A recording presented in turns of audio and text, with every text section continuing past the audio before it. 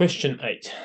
Consider the functions fx equals 1 over x minus 4 plus 1, for x cannot equal 4, and gx is equal to x minus 3, for x is an element of all real numbers. The following diagram shows the graphs of f and g. Okay, lovely. The graphs of f and g intersect at points a and b. Coordinates of a are 3, 0. And yeah, part A asks, find the coordinates of B. Okay, so first things first, I want to look at these functions that we've got up here. So f of x and g of x. And I just want to touch on this idea of x not being able to equal 4. And so that will be the vertical. It's not the question here, but if we were asked what's the vertical asymptote for the graph of f or this function, it would be x is equal to 4. And that is that line there. Okay, so that's the vertical asymptote there. But yeah, so it's a bit of a side idea, but just thought I'd let you know. Okay, so in order to find the coordinates of B, we're going to have to find when fx and gx are equal to each other. All right, this will provide us with 2 possible x values. We're already given 1, which is when x is equal to 3. Okay, so we want the other one. So we'll find the other x value. Then we're going to substitute that x value that we find into either f of x or g of x to get the y coordinate for B. But I'm going to recommend using g of x because it's easier. That's the only reason why. You could use f of x. You could be doubly sure and throw it into both and make sure that they give you the same y value or the same value, and then you can sort of double check or be certain of your answer. But yeah, right, without further ado, let's go and do that. So first things first, let's say, so we're going to want to find when g of x is equal to f of x or vice versa. G of x was x minus 3 and f of x was 1 over x minus 4 plus 1.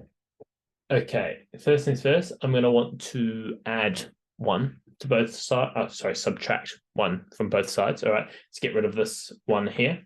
Okay, so let's go down here and we'll go subtract 1 from both sides. X minus 3 minus 1 will give us x minus 4. Okay, x minus 4. And now this is going to just equal 1 over x minus 4. Because we've got rid of this plus 1 over here by subtracting 1. Okay, cool. So then next step, what we'll do is let's multiply both sides by x minus 4.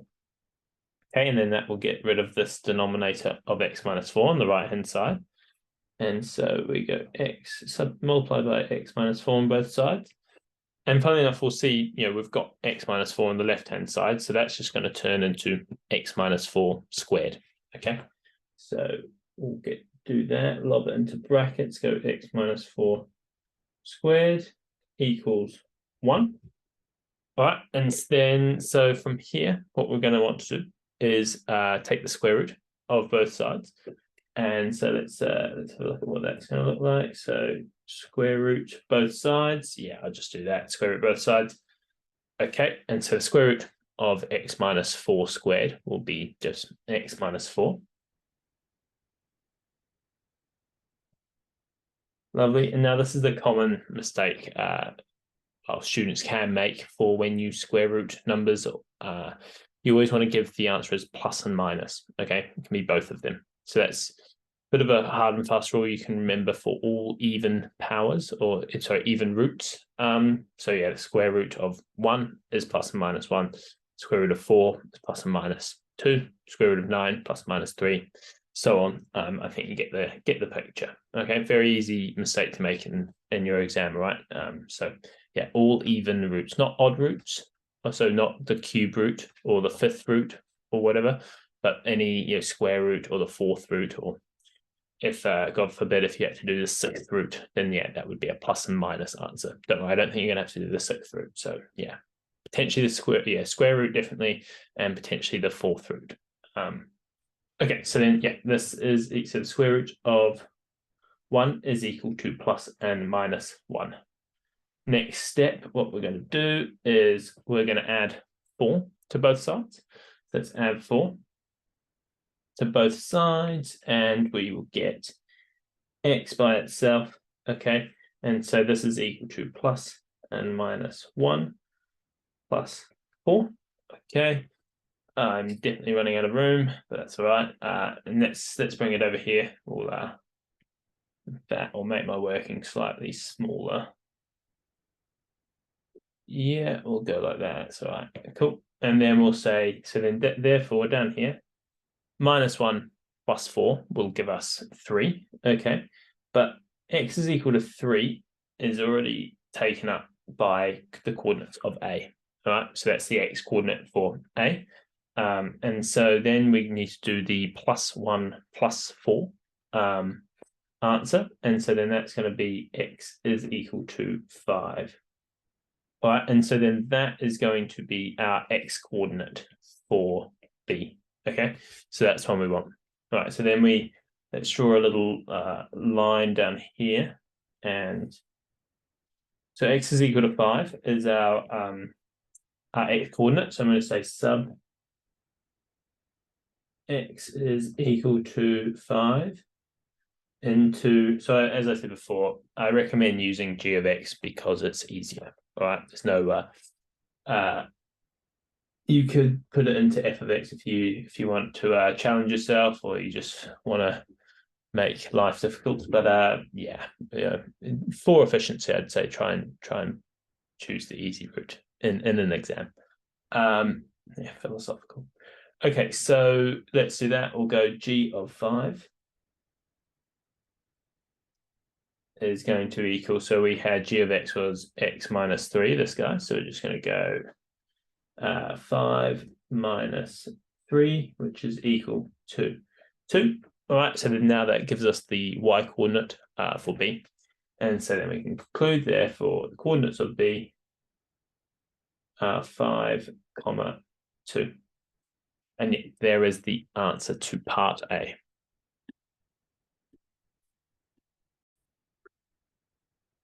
Okay, on to part B. In the following diagram, the shaded region is enclosed by the graph of f, the graph of g, and the x-axis. Oh, sorry, the x-axis and the line x is equal to k, where k is an integer. All right.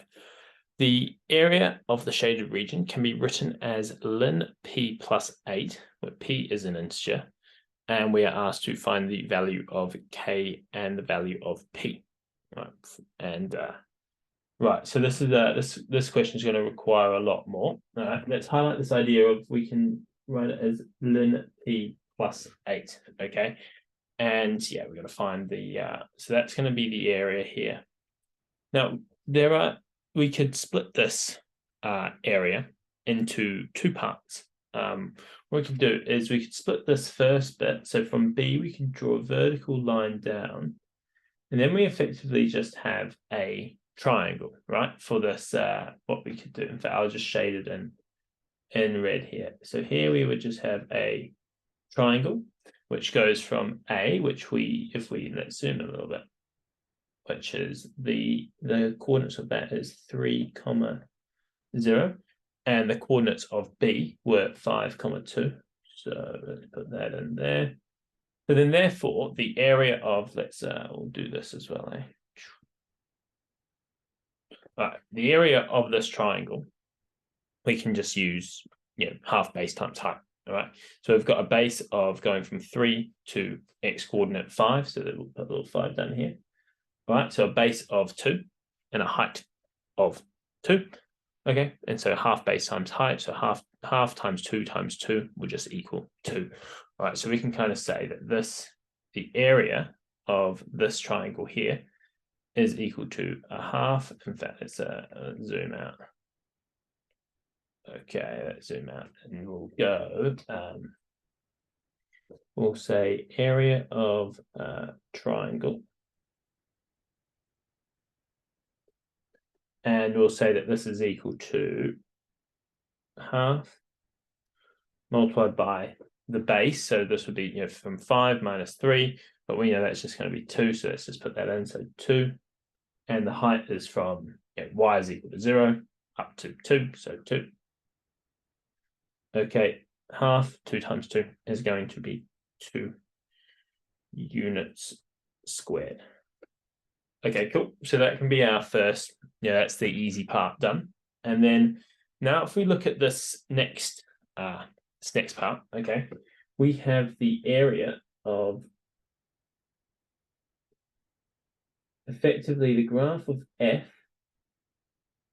between x is equal to 5, all right, and x is equal to k, all right?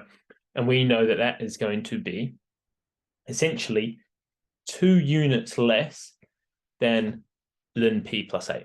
So this is going to have to equal, this area is going to have to equal, we'll just say A is going to have to equal ln of p plus 6, because when we put them together, they give us ln p plus 8.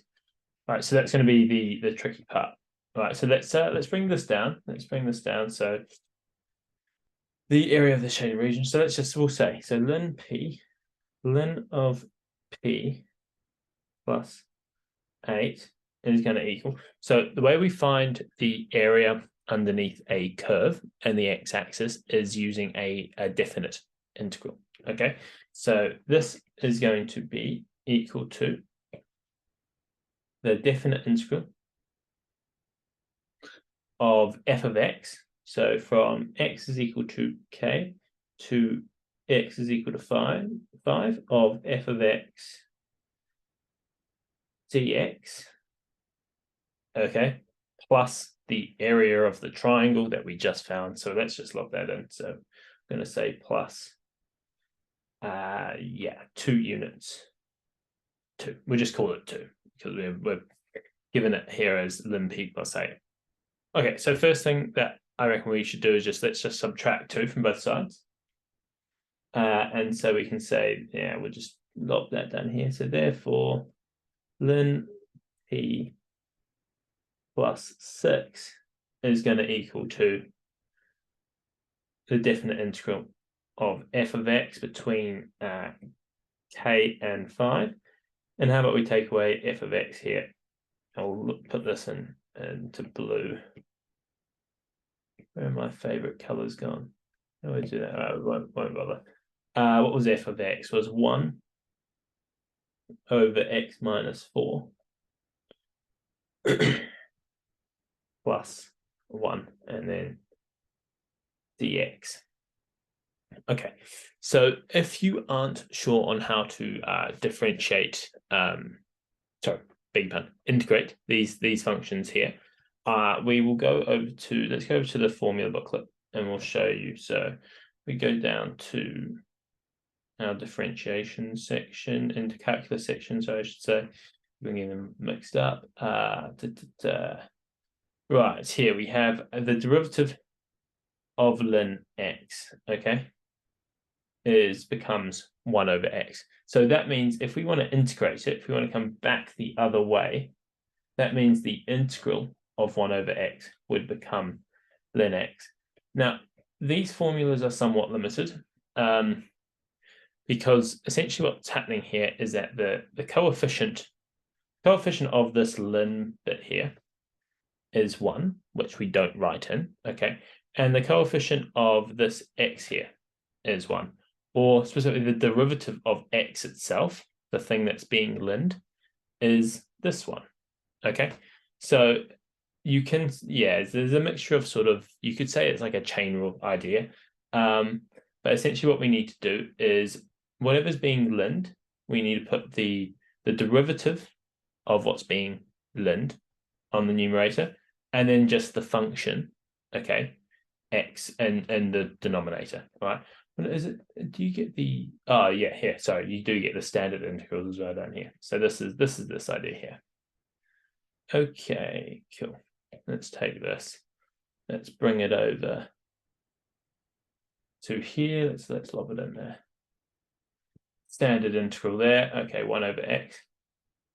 And so we're going to say ln p p plus 6, all right, is going to equal, so the derivative of x minus 4 itself is just 1, okay? So this is going to have to equal just ln of x minus 4 plus, and then the integral of 1 itself is k. Sorry, is x, beg your pardon. And then we'll put our little bar. You can use square brackets here or use a bar if you like, and then we'll put k and 5. All right. A little trick you can do for when you're integrating, or you'll find that the majority of students, they learn differentiation first and then they use integration, and they tend to be slightly better at differentiation. So a little hint is just if you're not sure of the correct answer or the integral, just fire it in. So just go in and then think, okay, what would this turn into if I were to differentiate this? And you can go back to your formula booklet, and most people would be able to realize that that's going to be 1 over x minus 4, and then you're happy. And then also that way, if there is a small mistake, it makes it, if you think it might be a small mistake but you're not quite sure where, you can always do that little trial and error, and then usually that will highlight the mistake, or the extra that you're going to have to lob in, the compensation that you're going to have to do. Okay, all right. So now let's find out what this is going to look like. So we're going to get ln of p plus 6 is going to equal, so we're going to have to lob in k. So let's go with square brackets ln of k minus 4 plus k is subtract ln of 5 minus 4 plus 5. Okay, sorry about that. I just had to resize what we had because I was going to run out of room. So anyway, let's now we just sort of sort out these brackets that we've got. So all right, ln of p plus 6 is going to equal ln of k minus 4 plus k, subtract ln of 1 minus 5. Okay, cool. Now, a little hard and fast rule that you can remember, it's not actually given to you in your formula booklet, but if you remember that the power, any number risen to the power of 0 is equal to 1, okay?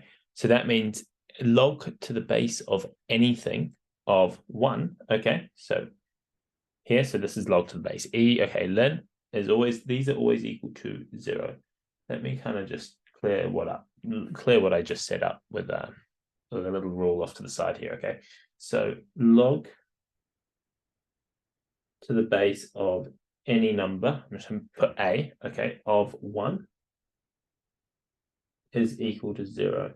That's because any number to the power of 0 is equal to 1, right? And so you are given the formula that you are given here is this one here, which you can use to sort of unravel logs, logarithms from exponents to logarithms.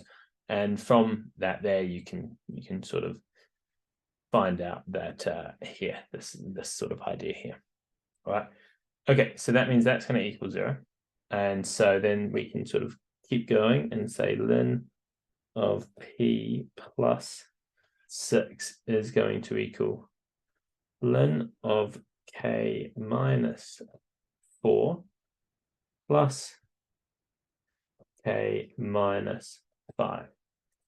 Now, if we look at this, we can see that there is essentially k minus 4, this bit here, this is going to have to equal p. All right, and then this bit here, this is going to have to equal positive 6. All right, and so then if we just sort of bring this off to the right hand side, let's say, if k minus 5 has to equal 6, okay, then therefore k will have to equal 11, right? Because 11 minus 5 is 6. And then now we can substitute that into our k minus 4 idea. I mean, say p is equal to k minus 4, which is 11 minus 4, which is going to equal 7. All right, and so then we can sort of we'll put our answers over here of k is equal to 11 and p is equal to 7. And there we have it. That is the answer to part B.